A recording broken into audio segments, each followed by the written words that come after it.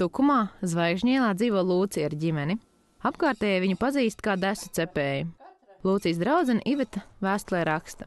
Lūcija gatavo kartupeļu desas un asins desas, ko pilda īstās cūku zarnās. Kad desas gatavas, Lūcija rīko draugiem desiņballes. Ņemu datoru un dodos uz Tukumu, lai noskaidrotu, kā tad īsti gatavo kartupeļu desas. Un tas ir desu pildījums? Tas ir desu pildījums. Tad mēs pieliekam gaļiņu sačurkstinātu ar sīpoliem. Tā atstāsim putrājumu desām vēl.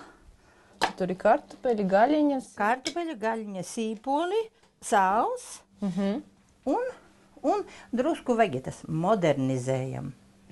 Zarnas, kurās pildīt desas, Lūcijai piegādā kāds pazīstams zemnieks, par to neprasot ne santīme. No gardajām desām gan viņš pēc tam neatsakoties. Pildu kartupeļu desas resnajās zarnās, jo vieglāk tievajā zarnā jau kartupeļu nevar iepildīt. Bet kas jums iemācīja šo arodu? No mammas tas ir? No mammas. Mēs dzīvojam ļoti pieticīgi, lai neteiktu maigāk nabadzīgi. Un tad tā bija ļoti, ļoti liela delikatese, un tā bija pirms Ziemassvētkiem parasti kāva cūku, un tad izmantoja visu, kā saka, kas bija ēdams, ko varēja izmantot no lopa. Un pat cik tas bija vienreiz gadā, tad varat iedomāties, cik tas garšīgi bija. Lūdzu.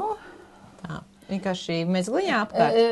Tā, šurpu, turpu un mezglu. Cieši? Jā, cieši. Tā, lai neizsprūk visi labumi ārā. Protams, uzmanīgi ļoti.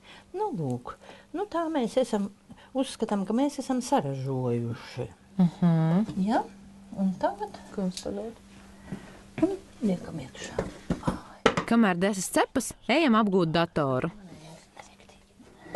Izrādās, dators Lūcijai nav gluži svešs. Esot jau iemācījusies apmaksāt internetā rēķinus. Kopīgiem spēkiem izveidojam Lūcijai paskasti un sarunājam, ka viņa man uzrakstīs vēstuli. Darbojoties ar datoru, piemirstam par desām. Oi, un kas mums šeit? Izskatās, ka pa ilgu, ja? Jā, patiešām viņa saplīsa. Reku tikai šit un tā mazā desiņa. Bet mēs bijām aizraujušies ar to datoru. Mēs pārāk ilgi ēpastus rakstījām. Es neprotu īsi izteikties. Akal mana vaina. Kad aizbrauc mājās, paskastē mani jau gaida Lūcijas vēstule.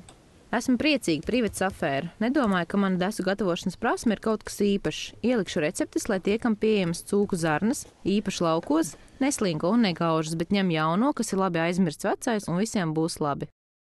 Meitenes, sapratīju jūs, lūdzu.